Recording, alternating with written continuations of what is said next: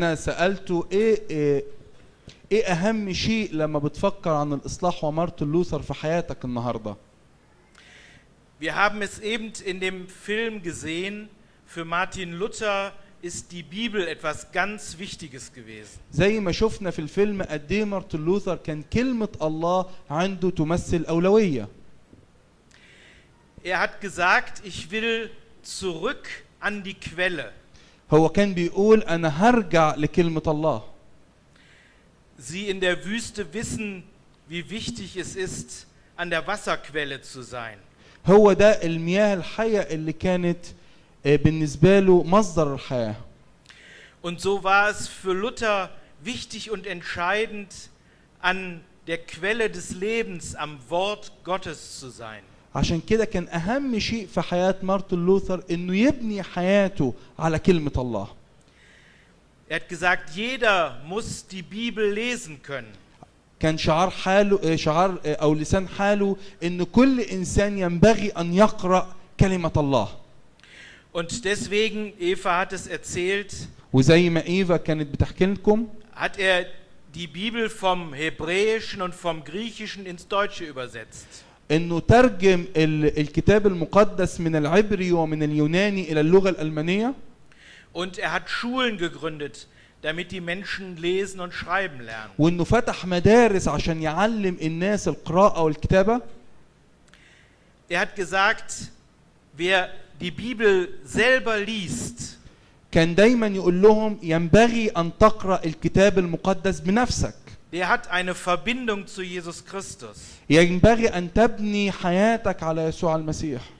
Er braucht keinen Priester, keinen Pfarrer. أنت مش محتاج قسيس ولا كاهن عشان يكون واسطتك بينك وبين ربنا. Er braucht keine Kirche, أنت مش محتاج حتى الكنيسة. weil er selber direkt in Kontakt zu Jesus Christus treten kann. أنت ممكن تكون بعلاقة شخصية بينك وبين الله. Von daher ist es ihm ganz wichtig gewesen, dass die Leute selber in der Bibel lesen und miteinander über die Bibeltexte reden. عشان كده الشيء الأهم اللي كان في حياة مارتن لوثر لما بيفكر فيه النهاردة إزاي أكون في علاقة شخصية مع الله وإزاي الناس تقدر تقرأ الكتاب المقدس بأنفسها.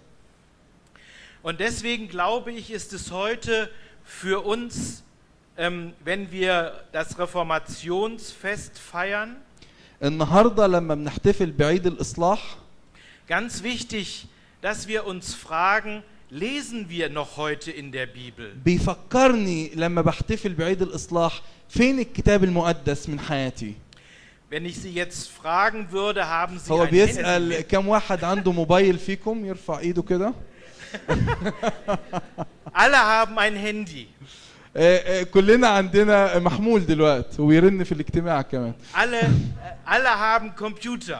كلنا عندنا كمبيوترز. Und alle kommunizieren mit Handy und Computer in der ganzen Welt.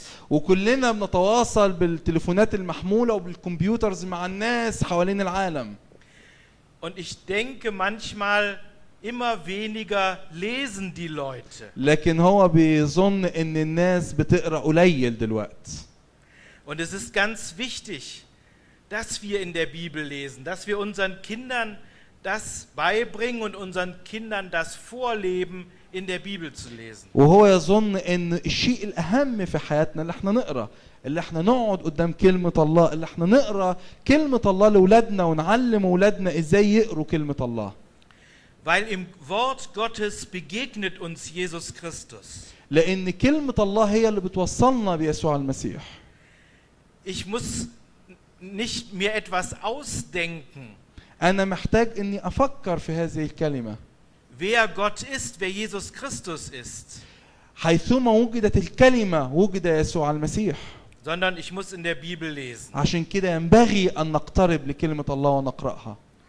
Und deswegen finde ich Reformation noch heute wichtig. عشان كده مهم جدا إنه يلاقي الإصلاح إلى الآن.